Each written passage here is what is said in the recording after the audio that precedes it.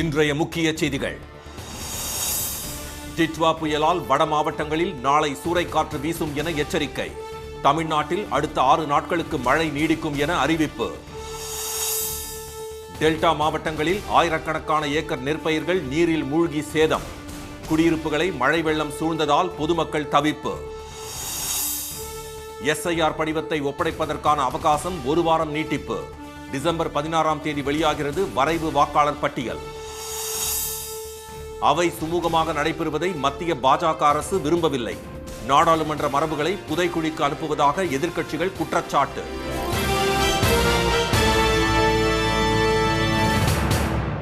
வணக்கம். டிட்வா புயல் தமிழகத்தை நெருங்கி வரும் நிலையில் வட மாவட்டங்களில் நாளை சூறைக்காற்று வீசும் என சென்னை வானிலை மையம் எச்சரித்துள்ளது. கடலூருக்கு 90 கிலோமீட்டர் தென்கிழக்கிலும் சென்னைக்கு 150 கிலோமீட்டர் தொலைவிலும் மையம் கொண்டுள்ள டிட்வா புயல் நகரும் வேகம் 12 கிலோமீட்டரிலிருந்து கடந்த 6 மணி நேரத்தில் 5 கிலோமீட்டராக குறைந்துள்ளது. புயல் காரணமாக சென்னையில் விடிய மழை பெய்த நிலையில் காலையிலும் லேசான மழை நீடித்தது. நாகை மாவட்டம் சீர்காழி சுற்றுவட்டார பகுதிகளில் பலத்த காற்றுடன் கனமழை கொட்டியது.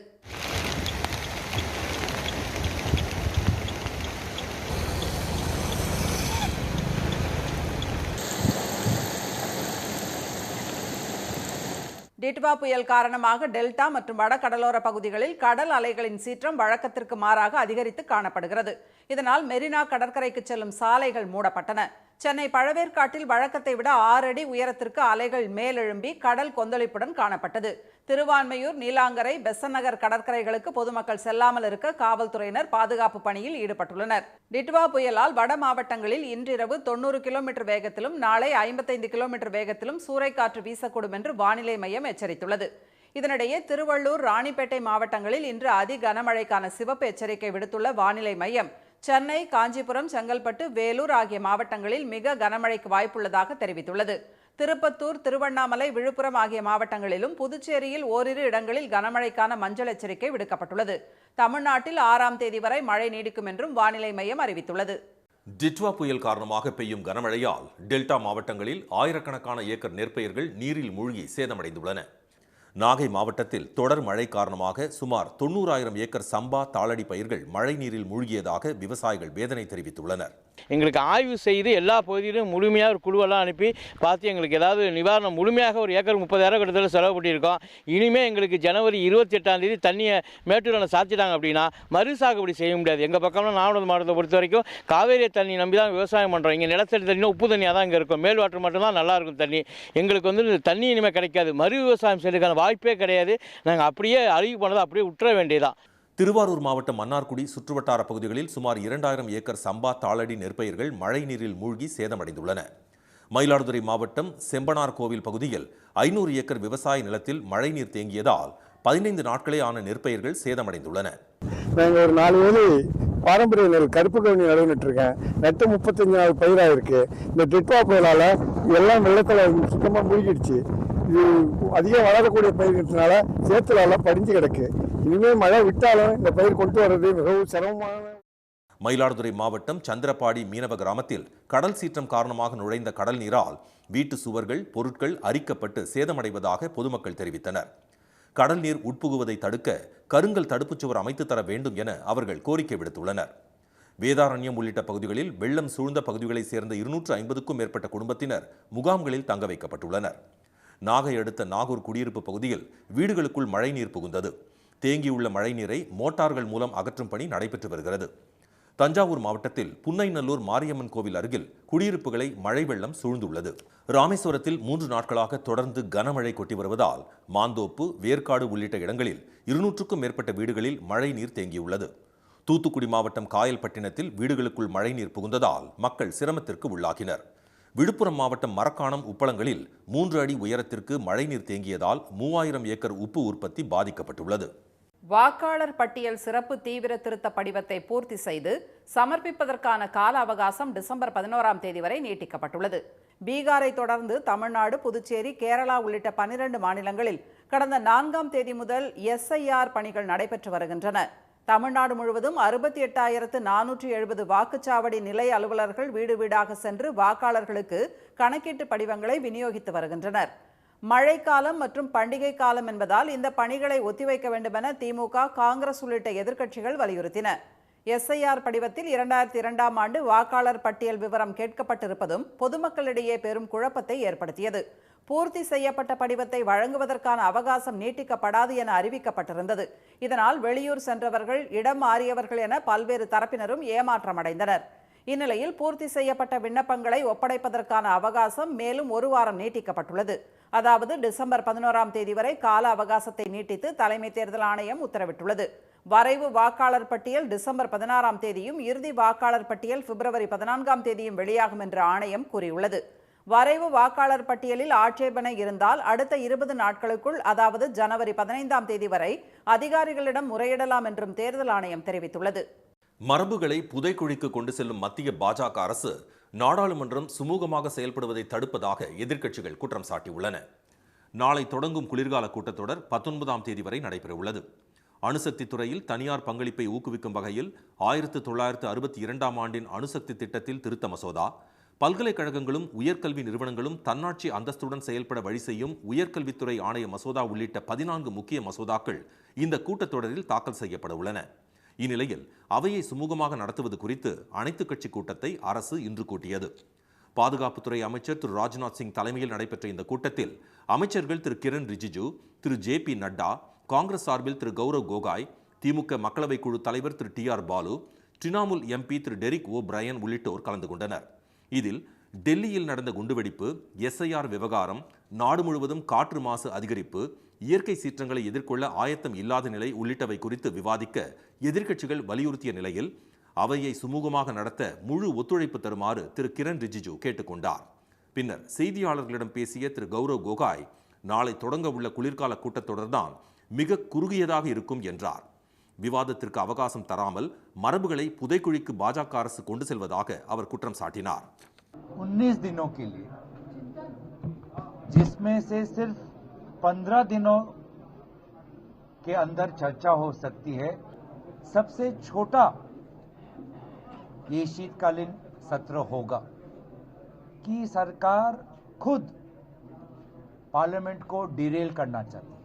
पूरे संसदीय मर्यादा को दफनाने का काम वर्तमान की सरकार कर रही है, डिरेल कर रही है, कब्र खोद रही है भारत के लोकतंत्र की इस परंपरा की. நாளை எதிர்க்கட்சிகளின் ஆலோசனைக் கூட்டம் காங்கிரஸ் தலைவர் திரு மல்லிகார்ஜுன கார்கே தலைமையில் நடைபெறவுள்ளதாக திரு கௌரவ் கோகாய் தெரிவித்தார். அனைத்துக் கட்சி கூட்டத்திற்கு பின் செய்தியாளர்களிடம் பேசிய திரு டி.ஆர். பாலு, தமிழ்நாட்டில் வாக்காளர் பட்டியல் சிறப்பு தீவிர திருத்த பணிகள் முறையாக நடைபெறவில்லை என்று கூட்டத்தில் தெரிவித்ததாக கூறினார். தமிழகத்திற்கு 100 நாள் வேலை திட்டத்திற்கான நிதி 1200 கோடி ரூபாயை விடுவிக்கவும், நெல் கொள்முதலுக்கான ஈரப்பதத்தை உயர்த்தவும் கூட்டத்தொடரில் திமுக வலியுறுத்தும் என்று அவர் தெரிவித்தார். 17% 22% வேண்டும் என்று கேட்டும் அவர்கள் இதுவரைக்கும் அதுக்கு பொறுப்பான பதிலை சொல்லவில்லை என்பதை வருத்தத்தோடு தெரிவித்துக் கொள்கிறோம். இது பாராளுமன்றத்திலே இது பற்றி கேள்வி எழுப்புவோம். அனைத்துக் கட்சி கூட்டத்தில் பிரதமர் கலந்து கொள்ள வேண்டும் என்ற மாநிலங்களவை திமுக உறுப்பினர் திரு திருச்சி சிவா இந்த முறையும் அனைத்துக் கட்சி கூட்டத்தை திரு மோடி தவிர்த்துள்ளதாக தெரிவித்தார். டிட்வா புயல் தாக்கத்தால் பாதிக்கப்பட்ட இலங்கையில் மீட்பு பணிகளை அந்நாட்டு அரசு தீவிரப்படுத்தியுள்ளது. புயல் காரணமாக அந்நாட்டில் பெய்த கனமழையால் பல பகுதிகளில் வெள்ளப்பெருக்கு ஏற்பட்டுள்ளது. வெள்ளத்தில் சிக்கியுள்ள மக்களை மீட்கும் பணியில் மீட்பு படை வீரர்களும் இராணுவத்தினரும் தீவிரமாக களமிறங்கியுள்ளனர். பல்வேறு பகுதிகளில் இடுப்பளவுக்கு வெள்ளம் சூழ்ந்துள்ளதால் மக்கள் வெளியேற முடியாமல் தவித்து வருகின்றனர். கனமழை, நிலச்சரிவு மற்றும் புயல் காரணமாக பலியானோர் எண்ணிக்கை 200ஆக அதிகரித்துள்ளது.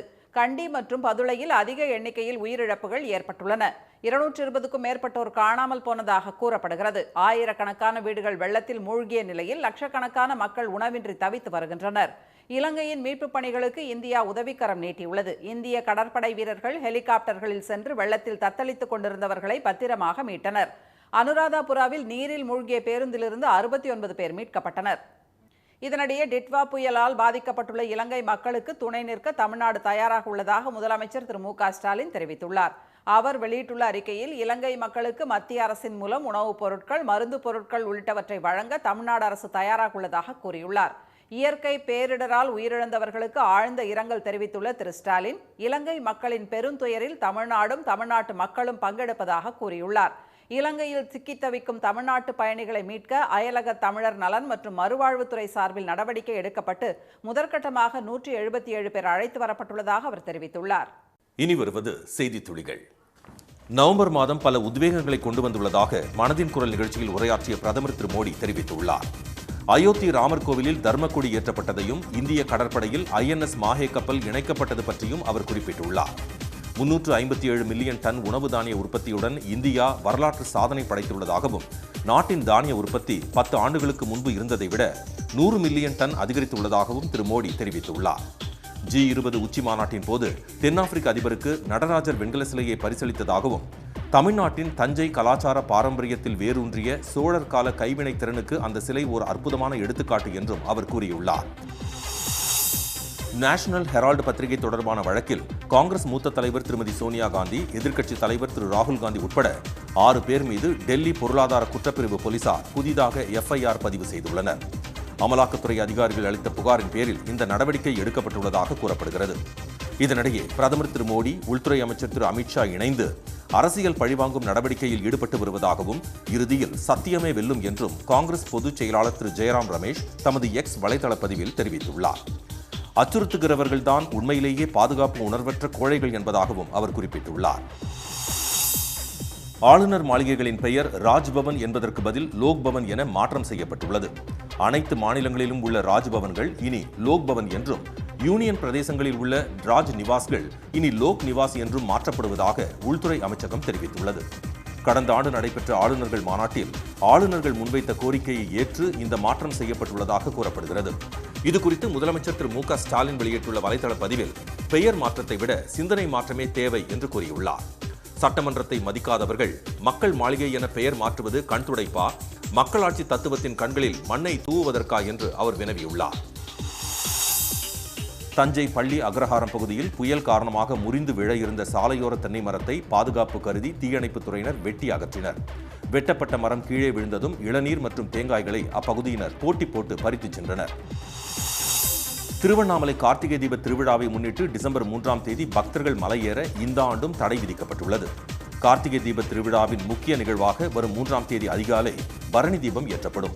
அன்று மாலை அண்ணாமலையார் மலையில் மகாதீபம் ஏற்றும் நிகழ்வு நடைபெறவுள்ளது. இந்நிலையில் கனமழை எச்சரிக்கை காரணமாக பக்தர்களின் பாதுகாப்பு கருதி மகாதீபத்தின் போது மலையேற இந்த ஆண்டும் தடை விதித்து மாவட்ட நிர்வாகம் உத்தரவிட்டுள்ளது. விடுமுறை நாட்களில் திருவிழா போன்று களை கட்டும் காசிமேடு மீன் சந்தை புயல் காரணமாக இன்று வெறிச்சோடியது. மீனவர்கள் கடலுக்கு செல்லாததால் ஏற்கனவே பிடித்து வரப்பட்ட மீன்களை வியாபாரிகள் விற்று வருகின்றனர். இந்நிலையில் கனமழை காரணமாக மக்கள் வீடுகளுக்குள் முடங்கியதால் அதிகமான வாடிக்கையாளர்கள் வராததால் மீன்கள் விலை குறைந்து விற்பனையாகின. அமெரிக்காவின் கலிபோர்னியாவில் பிறந்தநாள் நிகழ்ச்சி ஒன்றில் நடைபெற்ற துப்பாக்கிச்சூடு சம்பவத்தில் 4 பேர் உயிரிழந்தனர். காயமடைந்த 10க்கும் மேற்பட்டோர் மருத்துவமனைகளில் சேர்க்கப்பட்டுள்ளனர். அடையாளம் தெரியாத நபர் நடத்திய துப்பாக்கிச்சூட்டின் பின்னணி குறித்து போலீசார் விசாரணை நடத்தி வருகின்றனர். ரஷ்ய எண்ணெய் கப்பல்கள் மீது இன்று காலை உக்ரைன் கடற்படை ட்ரோன் மூலம் நடத்திய தாக்குதலில் அவை தீப்பற்றி எரிந்தன. 2 கப்பல்களிலும் இருந்த 45 மாலுமிகளை துருக்கி கடற்படையினர் பத்திரமாக மீட்டனர். தாக்குதலின் போது 2 கப்பல்களிலும் கச்சா எண்ணெய் இல்லை என ரஷ்யா தெரிவித்துள்ளது. இதனிடையே உக்ரைனின் கிவ் நகர் மீது ரஷ்யா நடத்திய தாக்குதலில் கட்டடங்கள் தீப்பற்றி எரிந்தன. இதில் ஒருவர் உயிரிழந்த நிலையில் 5 பேர் காயமடைந்தனர். ஆஸ்திரேலிய பிரதமர் ஆந்தனி அல்பனீஸ் தமது நீண்ட கால தோழியான ஜோடி ஹைடனை திருமணம் செய்து கொண்டார். 2019ஆம் ஆண்டு தமது முதல் மனைவி கார்மெல் டெபுட்டை ஆல்பனீஸ் விவாகரத்து செய்தார். இந்நிலையில் பிரதமர் இல்லத்தில் நடைபெற்ற விழாவில் 62 வயது ஆல்பனீஸ் 46 வயது ஹைடனை மணம் செய்து கொண்டார். இதன் மூலம் பதவி காலத்தில் திருமணம் செய்த முதல் ஆஸ்திரேலிய பிரதமர் என்ற பெயரை அவர் பெற்றுள்ளார். ஜெர்மனியில் கெய்சன் அருகே சாலை மறியலில் ஈடுபட்ட இடதுசாரி எதிர்க்கட்சியினர் மீது ஜெர்மனி போலீசார் தண்ணீரை பீச்சி அடித்து விரட்டினர். அந்நாட்டின் தீவிர வலதுசாரி அமைப்பான ஆல்டர்னேட்டிவ் ஃபார் ஜெர்மனியின் இளைஞர் பிரிவுக்கு புதிய தலைவரை தேர்ந்தெடுப்பதை கண்டித்து எதிர்க்கட்சியான டை லிங்கே மற்றும் ஜெர்மனி தொழிற்சங்கம் ஆகியவை இந்த போராட்டத்தில் ஈடுபட்டன. சவுதி அரேபியாவில் நடைபெற்ற உலக கார் பந்தயத்தில் பிரான்ஸ் வீரர் செபாஸ்டியன் ஓஜியர் சாம்பியன் பட்டத்தை தட்டிச் சென்றார். காரை மின்னல் வேகத்தில் செலுத்திய பெல்ஜியம் வீரர் தியூரி நியூவில் 3 மணி 21 நிமிடங்கள் 17.3 வினாடிகளில் முதலிடம் பிடித்தார். அவரை விட 54 வினாடிகள் பின்தங்கிய பிரான்ஸ் வீரர் அட்ரியன் 2வது இடத்தையும் செபாஸ்டியன் ஓஜியர் 3வது இடத்தையும் பிடித்தனர். இருப்பினும் ஒட்டுமொத்தமாக அதிக புள்ளிகள் குவித்த பிரான்ஸ் வீரர் செபாஸ்டியன் ஓஜியர் சாம்பியன் பட்டத்தை பெற்றார். மதுரை விமான நிலையத்தில் வாத்திய முழக்கத்தை கேட்டு மகிழ்ந்த சுவிஸ் நாட்டு ஹாக்கி வீரர்களும் பயிற்சியாளர்களும் துள்ளாட்டம் போட்டனர். 14வது ஜூனியர் ஹாக்கி உலகக்கோப்பை போட்டியில் கலந்து கொள்ள வந்த சுவிஸ் அணியினரை அதிகாரிகள் வரவேற்றனர். பாரம்பரிய முறையில் கரகாட்டம், ஒயிலாட்டத்துடன் வரவேற்பு அளிக்கப்பட்ட போது விளையாட்டு வீரர்களும் நடனமாடி மகிழ்ந்தனர்.